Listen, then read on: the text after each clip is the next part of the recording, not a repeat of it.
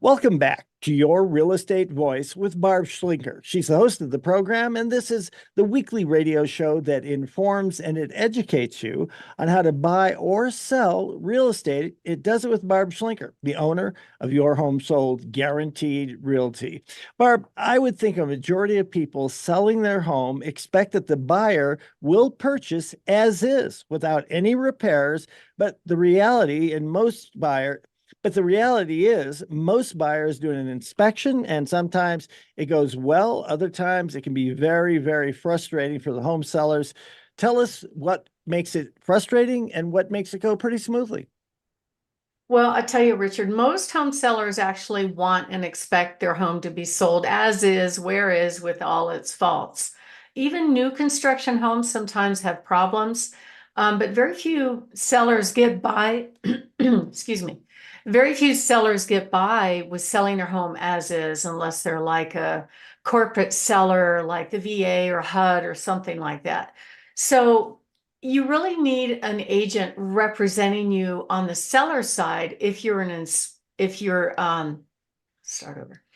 You really need an agent representing you on the seller side for the inspection as well.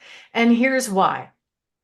First of all, not every home seller knows intimately about the condition of their home, right? There's certain things that they may not be aware of, or maybe they knew it before and they forgot about it, whatever. Sometimes, though, the inspector comes in and they make mistakes because the state of Colorado has decided not to license home inspectors. So anybody could be a home inspector. I could be a home inspector, and I'm scary with the screwdriver in my hand.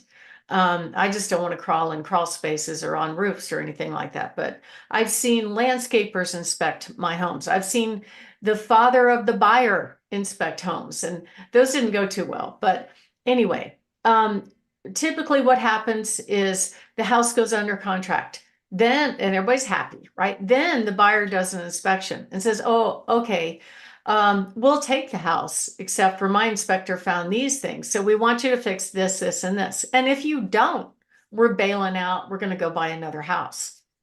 And sometimes that does happen, not always, but sometimes.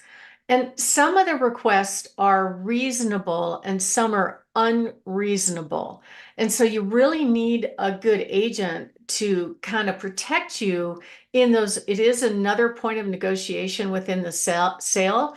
And you need to understand, well, is it reasonable for them to ask for a new roof solely because the roof is more than 10 years old, even though it's not damaged? No, that's not reasonable. And I've had that happen twice recently because it's a new thing with insurance companies all of a sudden that if a roof is more than 10 years old, they allegedly won't cover it. But we go back to the buyer and go, sorry, find another insurance company because we've had two roofers tell us there's nothing wrong with the roof. So a lot of sellers get pretty stressed out over inspections in general, but there's a way to handle that and make it a little bit more certain that you know you're going to get to the finish line. I've had a lot of problems with agents, inspectors, even buyers not behaving during inspections. I've had them walk into the house without knocking with snow all over their feet and not wipe up their feet. Try to negotiate for stuff one-on-one if the seller is home.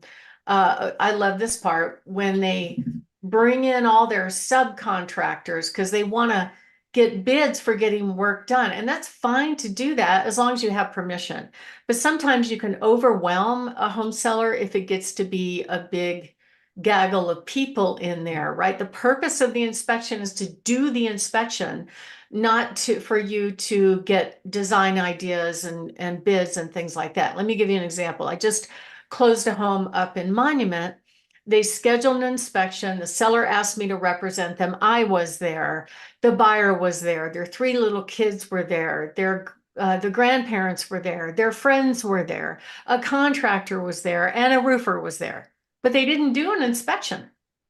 So then she schedules another one. And I'm like, you just had an inspection. And she goes, well, no, we got to do another one. We're entitled. We're entitled to do that. And I'm like, you didn't have an inspection. You had a party. The buyer's walking around, asking for this contractor to do upgrades for her. That wasn't an inspection. but you scheduled an inspection. So those are the kind of things that really upset sellers. It kind of disrails their thought process of what they think may be going on. So it's okay to request those things. It's not okay to do it under the cover of an inspection, in my mind.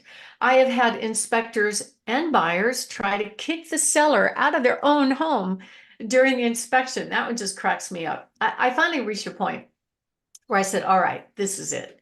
I created a document and a video about my inspection policy and things that were okay and things that were not okay and why. Well, this is a famous story I've told a bunch of times where they had a Ring doorbell. The sellers are out of town. The inspection was going on. The buyer agent was there. The buyers and the inspector were there. And I get this panicky call from the seller going, what in the heck is going on? Are they squatting in my house?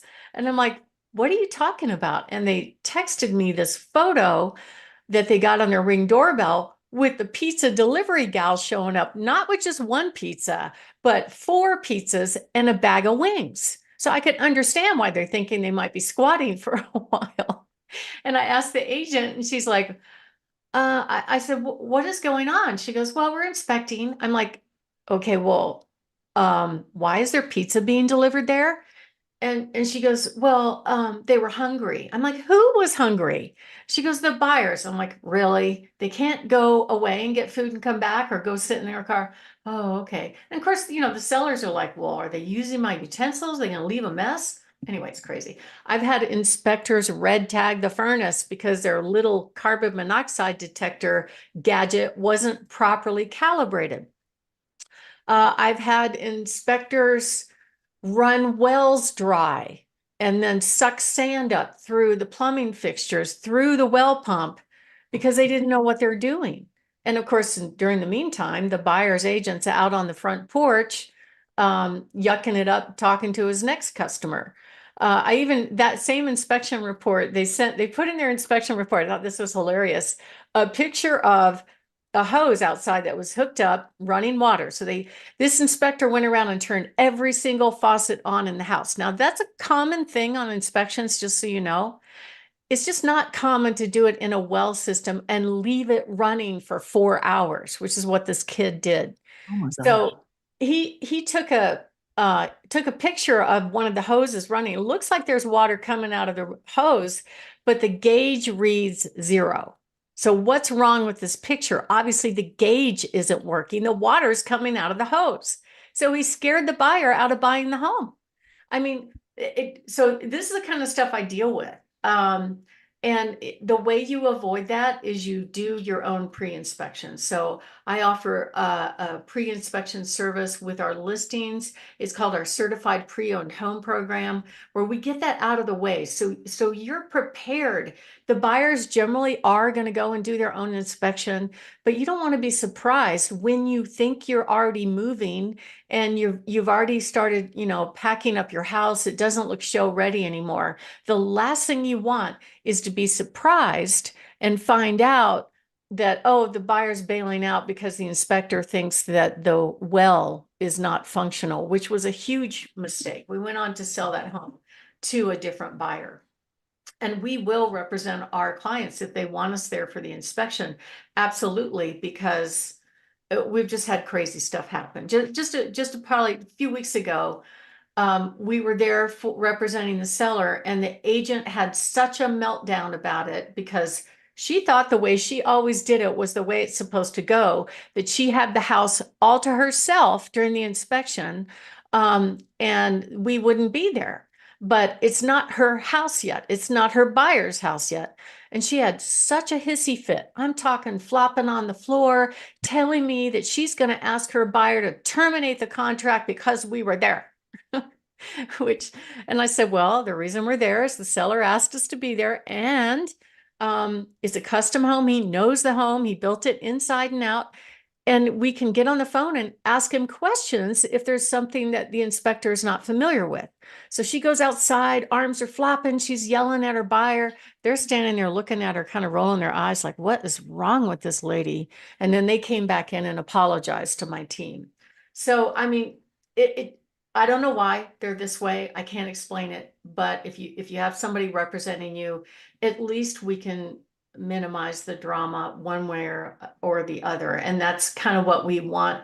We want the experience to be good. The problem is these agents that are untrained, don't have a system, don't have a process, and thinks the way they're doing it is absolutely perfect, which probably is not. And then they create all this drama. If it doesn't go their way, it just kind of upsets the process. It's hard enough for people to move as it is. There's nothing fun about moving. I'm the first to admit that's what I'm in the business of doing, of helping people do one of the hardest things in their lives. But we try to make the process easy, no surprises, and so that you're prepared for any crazy thing that could happen. My name is Barb Schlinker. I am the broker owner of Your Home Sold Guaranteed Realty. Barb has the buyer's team and the host of this show, Your Real Estate Voice. And we're talking about inspection craziness. And when we come back, we're going to briefly talk about some simple things you can do to fully prepare for your next inspection. And we have a free report on our website called The 11 Things You Should Know to Pass Your Inspection.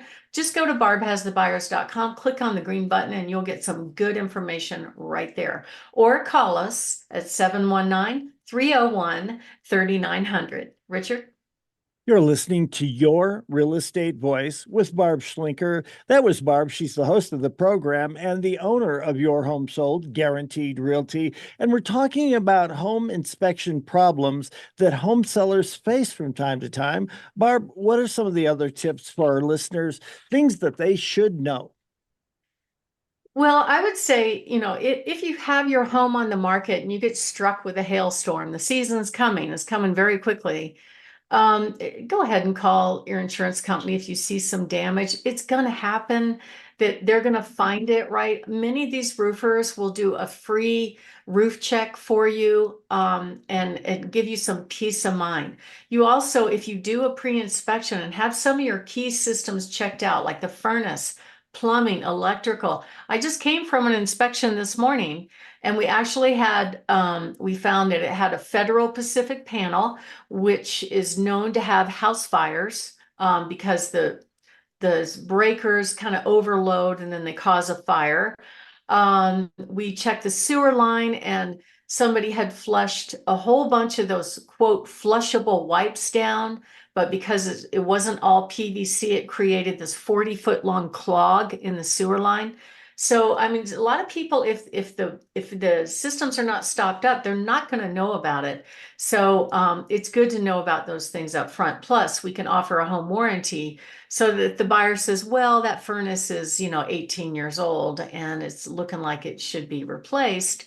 If it's not broken, you don't have to replace it, but you can, of course, deal with that by offering a home warranty that protects the system for the buyer up to a year after closing. I had one buyer one time that went through 5 different sewer scopes. That was after the seller had just put in a brand new sewer line.